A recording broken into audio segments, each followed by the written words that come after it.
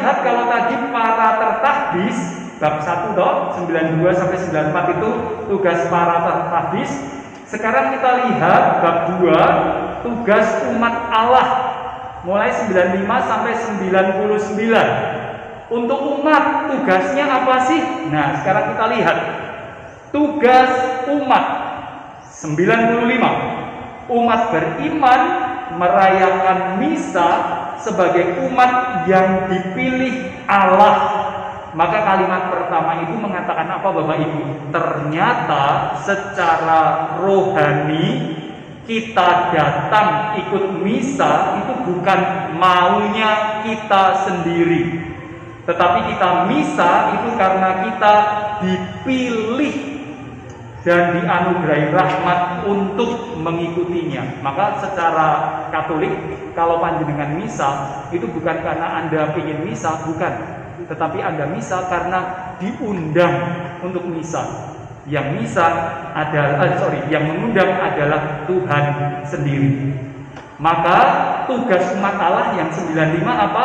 Menanggapi undangan Allah. Itu baris pertama. Maka sekarang kita tahu, saya misa sebagai umat beriman bukan karena wajib, bukan. Saya misa karena harus, bukan. Saya misa karena menanggapi undangan Tuhan. Gitu ya. Jadi tidak ada lagi kata-kata misa kewajiban orang Kristiani, bukan. Misa itu menjadi tanggapan saya atas undangan Tuhan. Maka konteksnya tetap harus ada sadar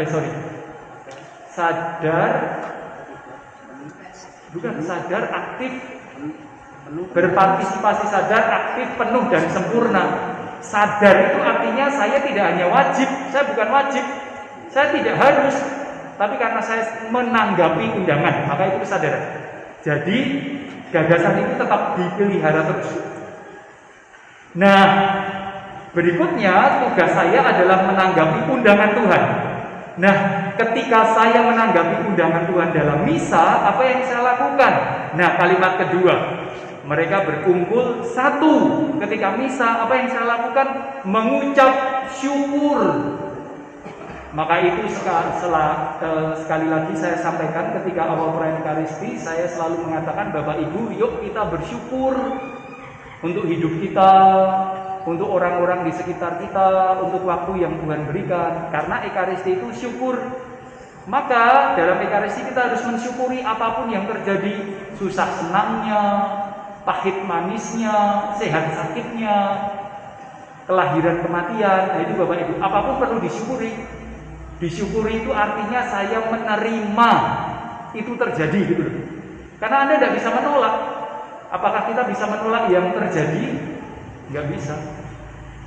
Ya yang terjadi kan hanya bisa diterima, nggak bisa ditolak. Yang belum datang itu bisa ditolak, yang terjadi nggak bisa ditolak. Itu ya. Jadi syukuri yang sudah terjadi, terima yang sudah terjadi.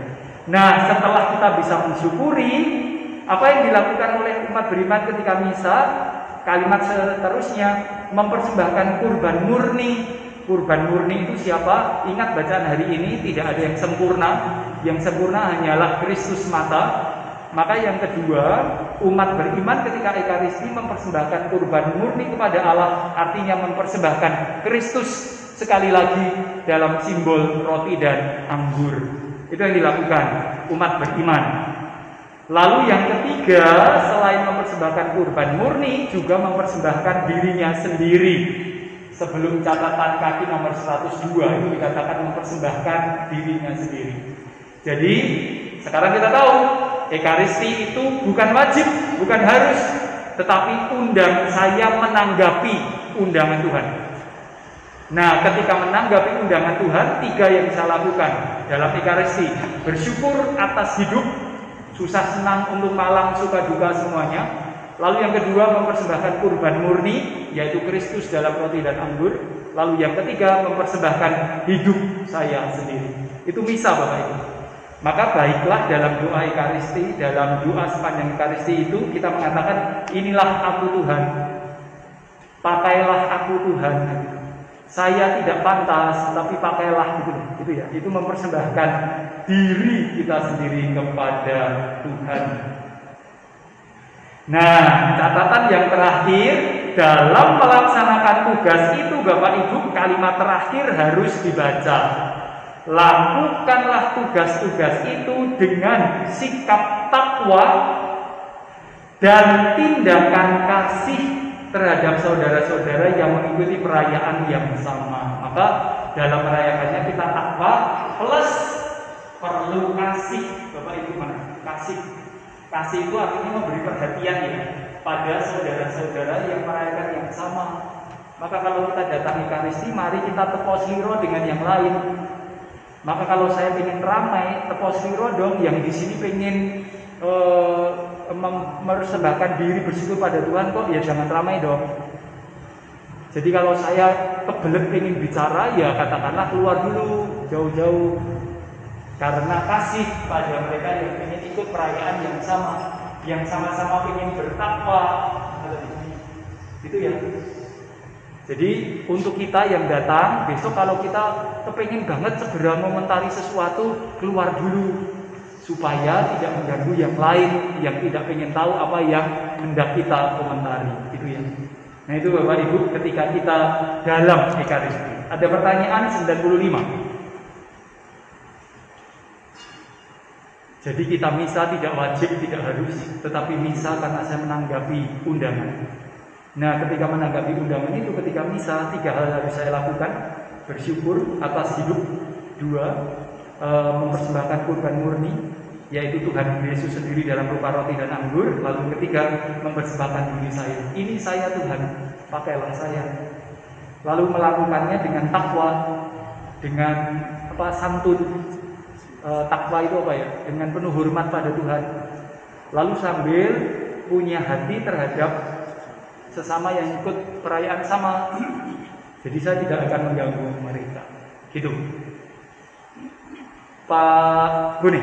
Iya, ini kan bagus sekali untuk undangan. Iya, undangan, betul. Maka kalau saya sebagai yang diundang, maka saya harus pantaskan diri ya. Betul. Lahir Iya. Batin. Dalam soal penampilan. Betul, itu juga. Ya. Jadi kalau saya sadari bagi luar biasa tiap hari Minggu. Iya. Makanya ikut misa pagi itu ikut pesta tuh, jadi datang menang. Oh iya, betul. Bisa hadian ya.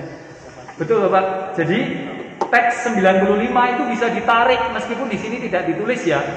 Terkait dengan kalau begitu saya harus punya hati menghargai orang lain yang ikut perayaan sama, maka saya harus berpakaian yang pantas. Itu penjelentrehan lebih lanjut ya. Saya harus mematut diri secara badan dan rohani yang bisa. Di sini nanti 95 bisa sampai pada urusan aturan pakai baju, aturan pakai celana, aturan pakai kitek, aturan pakai gelang, pakai anting-anting, pakai kalung, itu salah ini Bapak Ibu. Tapi di sini tidak diatur gitu ya. Tetapi jelas pakaian kebiasaan itu diatur melalui nomor 16-17 di buku ini. Perayaan Ekaristi harus diatur supaya orang yang datang terbantu untuk sembahyang, bukan terbantu untuk melihat punggung orang. Karena backlash bolong, nah itu kan nggak salah Anda pakai, asalkan Anda misa bersama dengan orang-orang yang sudah rabun, maka nggak kelihatan.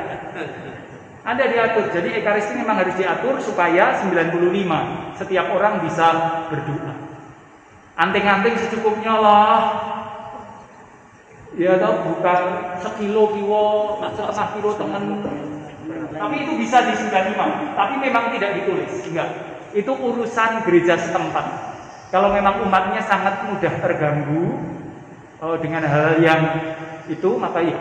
Paulus jelas mengatakan dalam suratnya toh, daripada rambut-rambut perempuan itu mengganggu orang yang misa, kerukukilah, maka ada mantilah. Laki-laki itu daripada rambutnya acak-acakan, gundulilah ketika peribadatan. Paulus mengatakan itu loh. Maka berbahagialah yang rambutnya pendek atau tidak berambut sama sekali. Yang laki-laki loh ya, karena berarti bisa sembahyang dengan tanpa mengganggu orang lain. Gitu ya. Itu 95 bisa ditarik sampai ke sana. Meskipun tidak tertulis. Kita tidak akan sampai ke sana. Oke, itu 95. Sekarang 96. Semua umat itu satu tubuh, Bapak Ibu. Kata kuncinya 96. Yuk kita jadi satu. 96 itu kata kuncinya untuk satu paragraf itu. Dalam perayaan kita itu satu.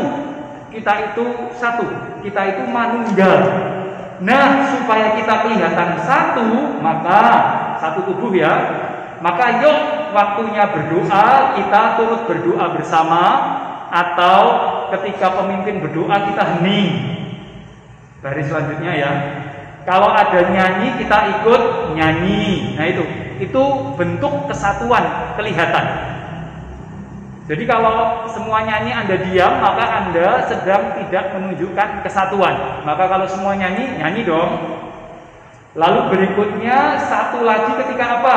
Menyambut hidangan yang sama. Menyambut hidangan sama, menyambut yang sama.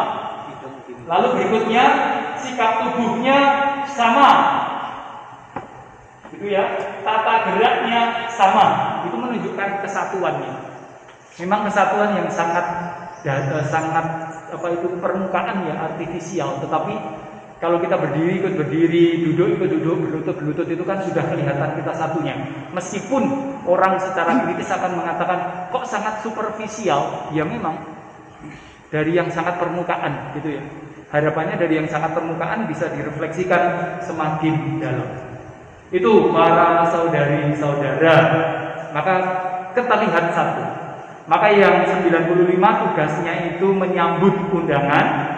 Nomor 96 tugas umat beriman adalah jadi satu lewat tata gerak dan cara sikap tubuh. 96 itu ya. Itu 96. Ada pertanyaan, komentar? Enggak ya, gampang ya. Gitu ya. Oke. Nah,